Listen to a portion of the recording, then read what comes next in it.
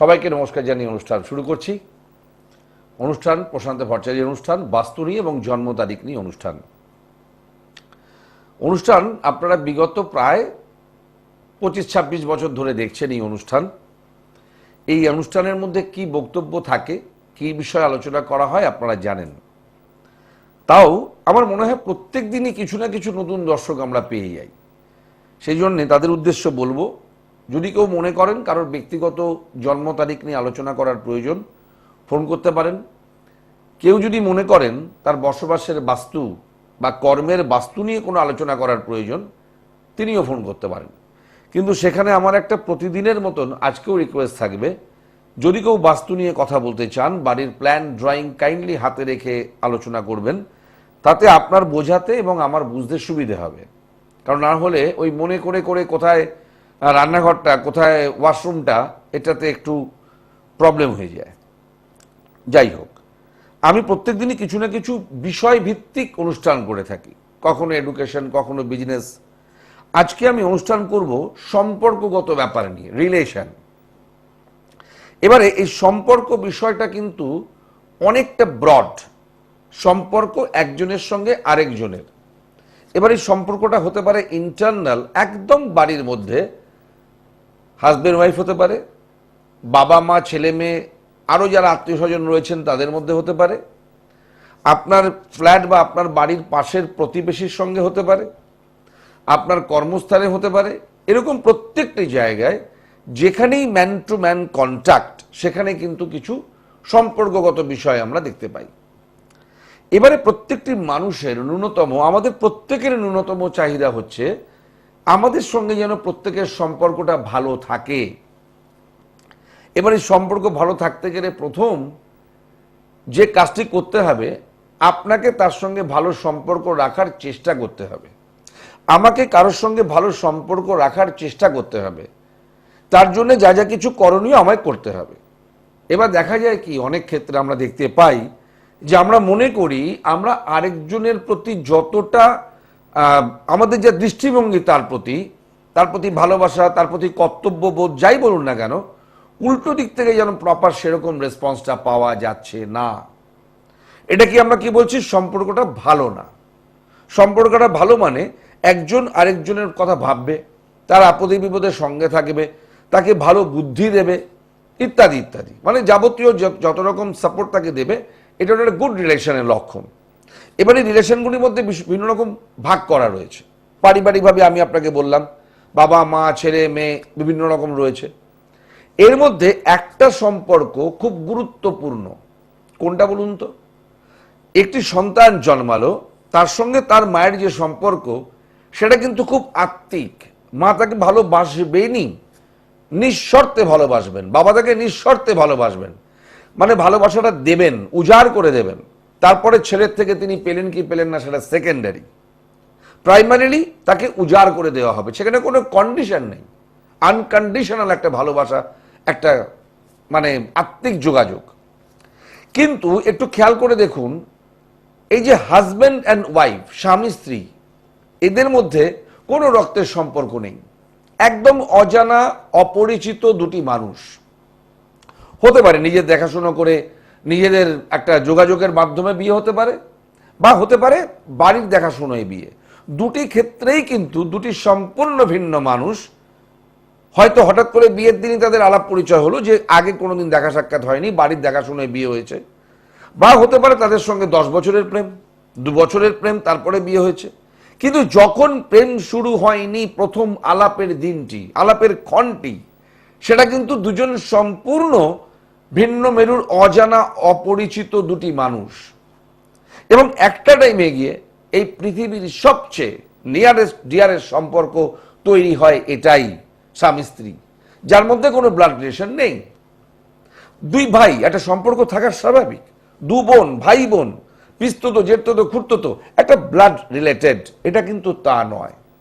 এবার মজার কথা হচ্ছে, আমরা কি বলি, অনেক সময় কথায় বলে থাকি, এই যে কোনো একটি পাড়ায় ধরুন এটা থাকে, হয়ে যায়, বা কোনো একটি কমপ্লেক্সে, কোনো একটি বিল্ডিংয়ে, ওই দাদা বৌদি না একদম মানে মানিক জোর, শিব পার্বতী, দারুণ জড়ি, খুব ভালো, মানে ওদেরকে একটা এক্সাম্পল হিসেবে দাঁড় করানো যায়। এরকম হওয়া উচিত একটি হাজব্যান্ড ওয়াইফের সম্পর্ক, রিলেশন, তাদের জড়িটা এরকম হওয়া উচিত। আবার এটা কিন্তু একেবারে উল্টোও হতে পারে। আর বলো না, ওই যে হাজব্যান্ড ওয়াইফ, বাপ রে বাপ, কি ডেঞ্জারাস, সকাল থেকে রাত অব্দি অশান্তি আর অশান্তি আমরা দেখতে পাই। ভালো করে খেয়াল করে দেখুন, দুটি সম্পর্কই যখন শুরু হয়েছিল, দুটি সম্পূর্ণ অজানা মানুষ, দুটি চিন্তাধারা, মতাদর্শ সব আলাদা। তারপর একটা টাইমে গিয়ে এটাই হয়ে গেল দুজনের একদম কম্প্যাক্ট রিলেশন, কারো কারো ক্ষেত্রে, কারো কারো ক্ষেত্রে হলো না। এখন প্রশ্ন হচ্ছে, আমি এই কথাটা বলছি কেন? আমি তো সম্পর্ক নিয়ে আলোচনা করতে গেলাম, আমি অন্যান্য সম্পর্কের দিকেও যাব, এটা একটা বিষয় আলোচনা করে নিই। সেখানে দাঁড়িয়ে আমি আমার এই কনসেপ্টে দাঁড়িয়ে, যেখানে জন্ম তারিখ এবং বাস্তু নিয়ে আলোচনা হয়, সেখানে দাঁড়িয়ে এই কথাটা বলছি। তার কারণ হলো, আমরা প্রত্যেকে জানি আমাদের জীবনের প্রত্যেকটি দিক, তার সঙ্গে বাস্তুর একটা সম্পর্ক রয়েছে। এই যে জীবনের বৈবাহিক দিক, এই যে স্বামী স্ত্রীর সম্পর্কের দিক, সব সম্পর্কের দিকের সঙ্গেই রয়েছে। আমি যদি স্পেসিফিক ভাবে বলি স্বামী স্ত্রীর সম্পর্কের দিক, বাস্তুতে তারও কিন্তু একটা নির্দিষ্ট জায়গা রয়েছে। এই কথাগুলো বলার কারণ হলো, আজকের ডেটে দাঁড়িয়ে আপনি আজ থেকে 5 বছর আগে ফলো করুন, আজ থেকে 10 বছর আগে পিছিয়ে যান, 20 বছর, 25 বছর, 30 বছর, যত দিন যাচ্ছে আমরা কিন্তু একটা বিড়ম্বনা দেখতে পাচ্ছি। কি সেই বিড়ম্বনা? এই তো কালকে বিয়ে হলো, আজকেই ছাড়াছাড়ি হচ্ছে কিনা দেখুন তো। এই তো 6 মাস আগে বিয়ে হলো, এখন আর মুখ দেখা দেখি নেই। এটা আমরা দেখতে পাচ্ছি, যেটা আজ থেকে 25-30 বছর আগে ভাবাই যেত না, হয়তো ভাবতেই পারতাম না। বাড়তে বাড়তে বাড়তে বাড়তে প্রতিদিন, প্রতি মুহূর্তে এটা যেন বেড়েই চলেছে, বেড়েই চলেছে। হতে পারে অনেকগুলি কারণ, অনেক রকম কারণ হতে পারে, বিভিন্ন কারণ হতে পারে। তার মধ্যে একটা কারণ, যা আমার কনসেপ্ট, তাকে নিয়ে আমি আলোচনা করতে গিয়ে বলবো, আমার ব্যক্তিগত অভিজ্ঞতা। এই বাস্তুশাস্ত্র তো হাজার হাজার বছরের প্রাচীন, আমি তো কাজ করছি হয়তো 25-30 বছর এটা নিয়ে। সেখানে দাঁড়িয়ে আমি এটা বলতে পারি, একটি বাস্তুতে দাঁড়িয়ে সেই বাস্তুর কন্ডিশন দেখে যিনি আমাকে বাস্তু দোষের জন্য ডেকেছেন, বাস্তু বিশারদ হিসেবে তাকে অ্যাডভাইস করতে দাঁড়িয়ে কিন্তু বলে দিয়েছি, এই বাড়িকে কিন্তু সম্পর্কগত দিকটি খারাপ হওয়ার সম্ভাবনা রয়েছে। বা উল্টোটা বলেছি, এই বাড়িতে হয়তো আর্থিক অসচ্ছলতা রয়েছে, কিন্তু প্রত্যেকের সঙ্গে প্রত্যেকের, বিশেষ করে স্বামী স্ত্রীর একটা দারুণ রিলেশন, এটা বলে দিয়েছি। কি করে বলেছি আসছি আলোচনায়। হ্যালো, নমস্কার। বলুন, কে বলছেন, কোত্থেকে বলছেন? আচ্ছা, কার বিষয়ে কথা বলবো? ডেট অফ বার্থটা কাইন্ডলি বলুন। 21/12/75। সময়টা 7:20 সন্ধ্যা। 7:20 সন্ধ্যা PM। কোথায় জন্ম? বহরমপুর। বহরমপুর। একটু ধরুন।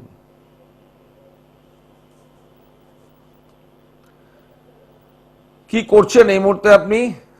আমি হোমিওপ্যাথি ডাক্তার। হোমিওপ্যাথি ডাক্তারি করছেন, আচ্ছা।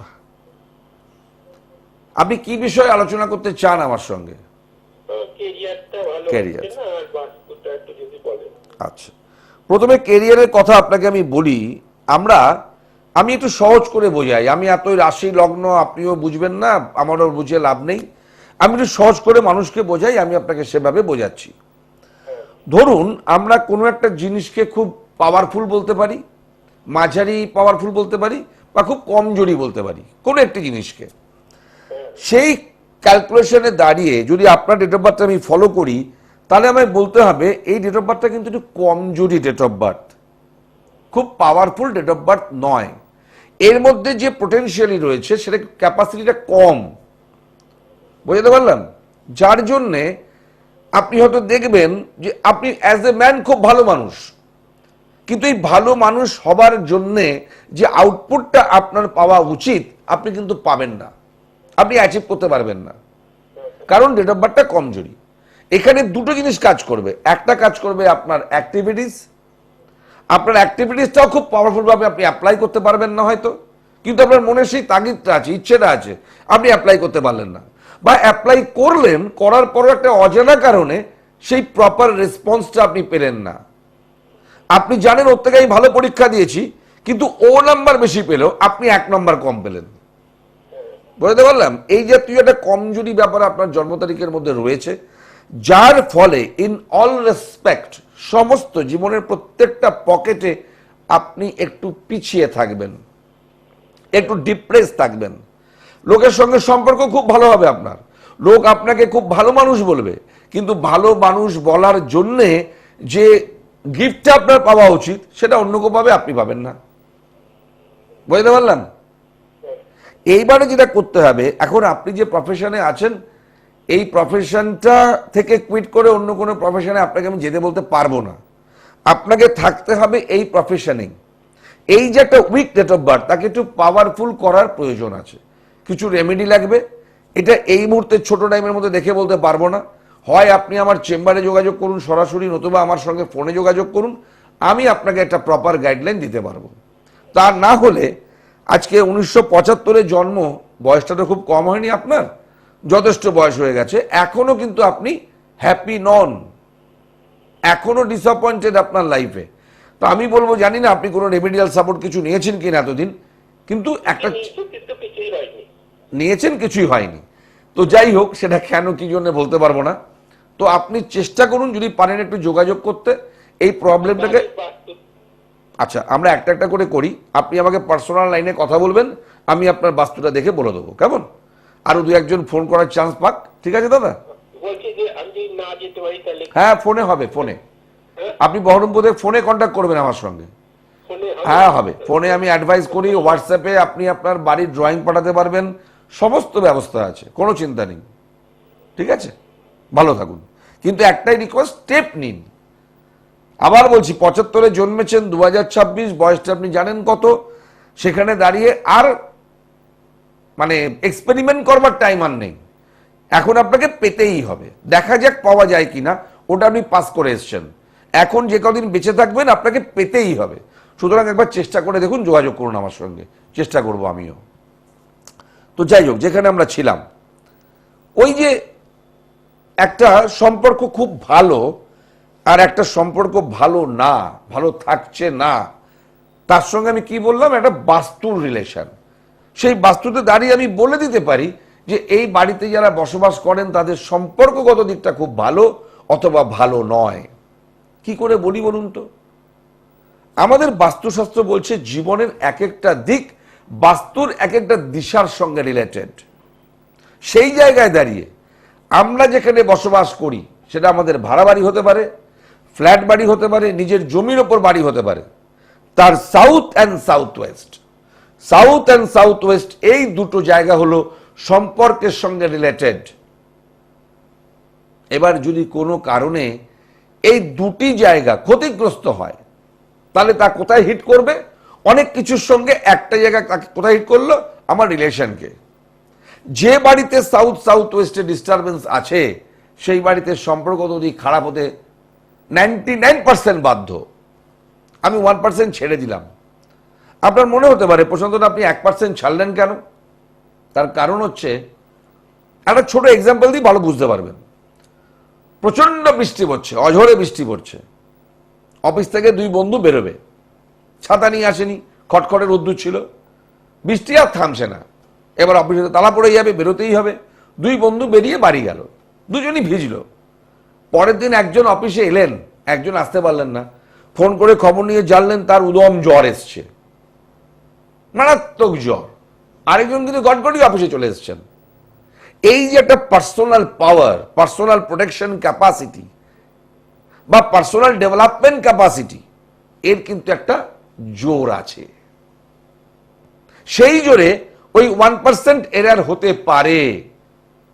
সব বাড়ির দক্ষিণ পূর্ব দিকেই বা দক্ষিণ পশ্চিম দিকেই বাস্তুদোষ থাকলে সেইখানে ডিস্টার্ব হবে, এটা যেমন ঘটনা, তেমন এটাও এক্সাম্পল পাওয়া যায় যে ওই বাড়ির তো দক্ষিণ পশ্চিম দিকে একটা কিছু নেগেটিভ এনার্জি রয়েছে, তাদের তো সম্পর্ক ভালো।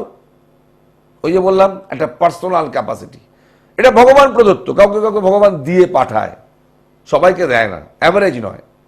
যাই হোক, এই সাউথ ওয়েস্টে যদি কোনো বাথরুম ল্যাট্রিন থাকে, কোনো রিজার্ভার থাকে, কোনো সেপটিক ট্যাঙ্ক থাকে বিশেষ করে, এবং পার্টলি যদি ওখানে কোনো সদর দরজা থাকে, তাহলে এই ডিস্টার্বগুলো হতে পারে।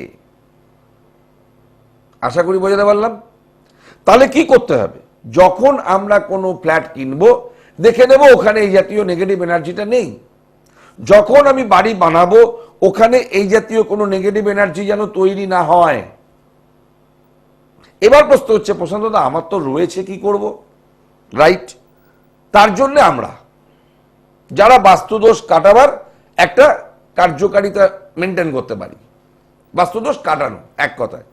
আজকে আপনার ফ্ল্যাটে বা আপনার বাড়ি দক্ষিণ পশ্চিম দিকে এই নেগেটিভ এনার্জিটা রয়েছে এবং আপনি ফিল করছেন যে সম্পর্কগত দিকটা খারাপ, হতে পারে স্বামী স্ত্রীর মধ্যে, হতে পারে বাবা ছেলের মধ্যে, হতে পারে ভাই ভাইয়ের মধ্যে, এক কথায় সম্পর্কটা বড় খারাপ। আপনি যতই তার জন্য ভালো করার চেষ্টা করুন, রিটার্ন রেসপন্স জিরো। কি করবেন এবার? বাড়ি ছেড়ে চলে যেতে পারবেন না, ভেঙে চলে বানাতে পারবেন না। যদি বানাবার সম্ভাবনা থাকে একমাত্র নিজের বাড়িতে, ফ্ল্যাট বাড়িতে তো একদম সম্ভব নয়।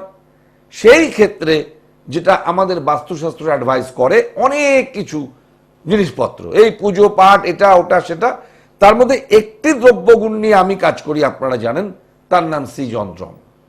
এই শ্রীযন্ত্রম আমরা সেই বাস্তুতে তখন স্থাপন করতে বলি। যেমন আমাদের গ্রহগত কোনো প্রবলেম হলে আমরা কি করি? রত্ন ধারণ করি।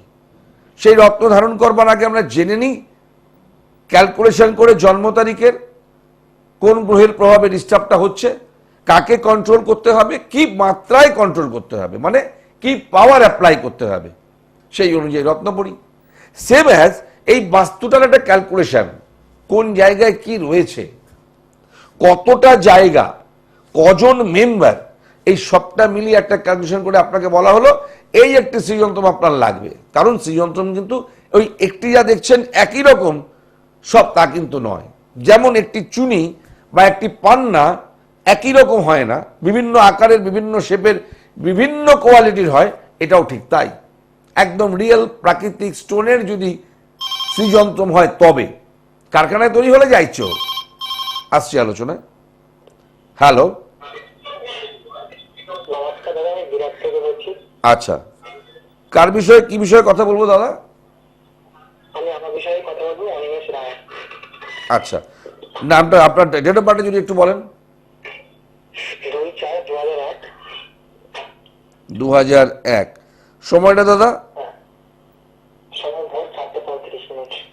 ভোর 4:35 AM। হ্যাঁ। জন্মস্থান? জগৎথান বিরাটি। বিরাটি। হ্যাঁ। একটু ধরুন।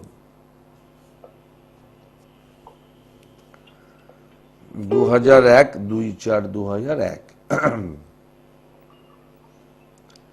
আচ্ছা, কি করছেন আপনি এখন?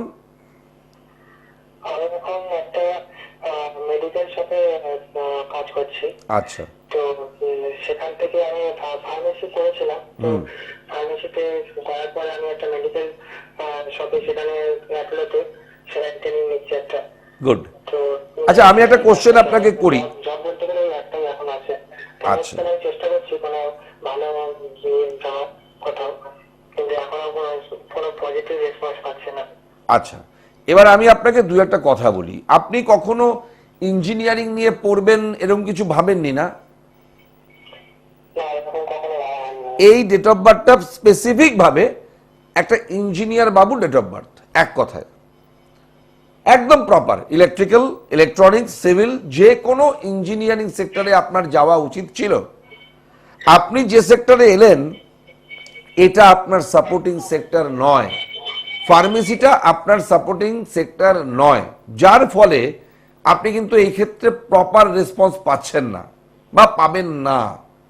ভবিষ্যতেও যে পাবেন সেটা বলা যাচ্ছে না। কারণ ধরুন কেউ একটা ব্যবসা করবে, তার কাছে প্রচুর টাকা আছে, সে বললো আমার যখন টাকা আছে সোনার দোকান করে বসি। আপনি চাইলেই সোনার দোকানে কিন্তু একটা বিরাট বড় নাম করে ফেলতে পারবেন না, কারণ ওই বিজনেসটা হয়তো আপনার জন্য শুট করে না, আপনার জন্য কাপড়ের ব্যবসা শুট করতো। সেম অ্যাজ আপনার জন্য কিন্তু শুট করে ইঞ্জিনিয়ারিং সেক্টর, এই ফার্মেসি সেক্টর নয়, যার ফলে কিন্তু আপনি প্রপার রেসপন্স পাচ্ছেন না। এবার আমি বলবো একটা কাজ করতে পারেন, আপনি যখন ফার্মেসি করছেন করুন, আজকাল অনেক কিছু কোর্স করা যায়। আপনি সেই কোর্স যদি মনে করেন করব করুন, কম্পিউটার নিয়ে কিছু করুন, বা আরেকটা জিনিস আপনি করতে পারেন যদি মিডিয়া সায়েন্সে কিছু করতে চান, কিন্তু আপনাকে থাকতে হবে টেকনিক্যাল সেক্টরে, ওই লেখাপড়ার কাজকর্ম নয়। টেকনিক্যাল সেক্টরে হাতে কলমে কোনো কাজকর্ম, হয়তো আপনি এখন আর জয়েন্টে বসে ইঞ্জিনিয়ার হতে পারবেন না, কিন্তু এরকম কিছু একটা কোর্স করুন, যেটা করছেন আপনি করুন, আমি বারণ করছি না, ওটা রানিং থাক, পাশে একটা এরকম কিছু করুন যেটা আপনাকে একটা বেটার রেসপন্স দেবে। এখানে কোনো রেমেডির দরকার নেই। আপনি মানে আপনার গাইডেন্সটা ভুল হয়েছিল, এখানে রেমেডি দিয়ে কিছু হবে না। ওই রেমেডি দিয়ে আপনাকে আপনার ওই ফার্মাসিকে আপনার ফেভারে নিয়ে আসা, এটা মিথ্যে কথা, বাজে কথা, হয় না, এটা হয় না। আপনি ইঞ্জিনিয়ারিং করছেন, ওয়ারাস বেটার রেসপন্স পাচ্ছেন না, সেখানে রেমেডি দিয়ে তাকে পাওয়ার আপ করা যায়। কেমন? আপনাকে রেমেডি দিতেই হবে না, আপনি আমার কথা শুনে এই জাতীয় সেক্টরে একটু লেখাপড়া করুন, কাজে লাগান, দেখবেন অনেক ভালো রেসপন্স পাবেন। দুটোই করবেন, আপত্তি নেই। ঠিক আছে? হ্যাঁ ঠিক আছে। ওকে, ভালো থাকুন। যাই হোক, সবার যে রেমেডি লাগবে তা তো নয়, সবার রেমেডি লাগে না। ওই যেই ফোন করবে তারই রেমেডি লাগে না, না বাজে কথা। কারণ বুঝে, কার্যকারিতা বুঝে।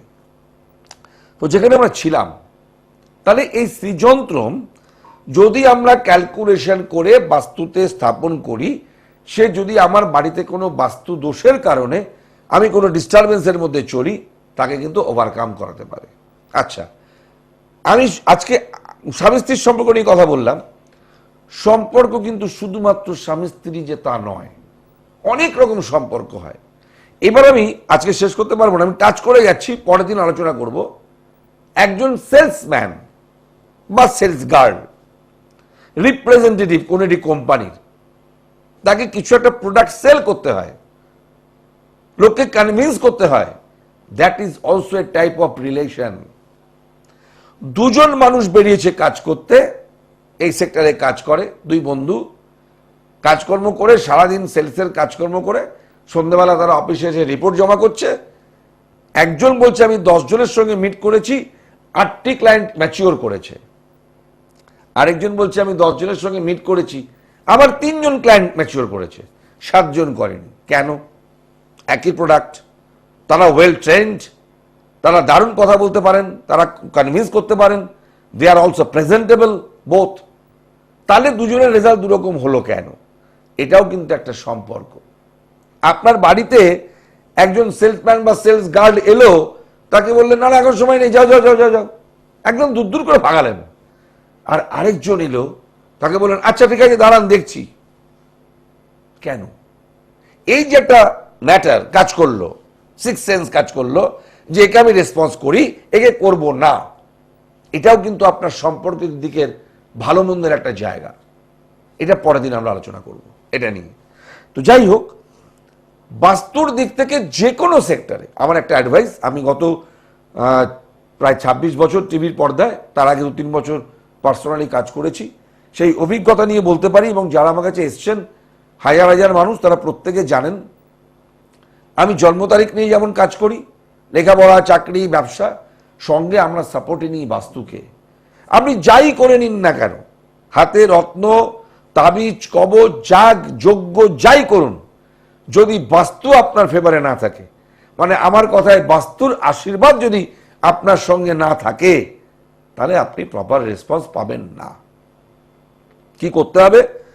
যখন বাড়ি বানাবো বাস্তু অনুযায়ী বানাবো, যখন ফ্ল্যাট কিনবো বাস্তু অনুযায়ী জেনে কিনবো, যে প্ল্যান আমি করে দিই, যে ফ্ল্যাটটা আপনি কিনছেন তার বাস্তুটা আমি দেখে দিই। আর যারা এরকম ভুগছেন তারা কি করবেন? তারা বাস্তু বিচার করিয়ে সৃজনতম স্থাপন করুন। এখনো পর্যন্ত আমাকে কেউ বলেননি যে প্রশান্তদা আমি কোনো রেসপন্স পেলাম না। প্রত্যেকেই রেসপন্স পান। হ্যাঁ, কারো কারো ক্ষেত্রে কিছু কম বেশি হতে পারে, স্বাভাবিক, আমি তো ভগবান নই, হতেই পারে। কিন্তু কেউ বলেননি যে প্রশান্তদা আমি একেবারেই জিরো, কিছুই পেলাম না, আজ অব্দি হয়নি। তাই বলবো যারা মনে করছেন এরকম প্রবলেমের মধ্যে আছেন, আর এই যে বাস্তুর ব্যাপারটা, এটা কিন্তু পরিবারের প্রত্যেকের ওপর অ্যাপ্লিকেবল হয়, এর দ্বারা উপকৃত হয় ওই পরিবারে যারা যারা বসবাস করছেন, এক হাঁড়িতে রান্না করে এক সংসারে থাকছেন, তাদের প্রত্যেকের জন্য একটি বাস্তুতে একটি যন্ত্র। হাতের রত্নের মতন বাবার, ছেলের, মায়ের সবার আলাদা আলাদা তা কিন্তু নয়, এটা মাথায় রাখবেন। এবং জেনারেশনের পর জেনারেশন এটার এফেক্ট আমরা পাই। আজকে দাদু করে গেল, তার এফেক্ট ছেলেও পাবে, নাতিও পাবে আজীবনকাল। এমন একটি দ্রব্যগুণ। যাই হোক, আজকের মধ্যে বিদায় নেব। সবাই খুব ভালো থাকবেন। পরের অনুষ্ঠানে আবার দেখা হবে। নমস্কার।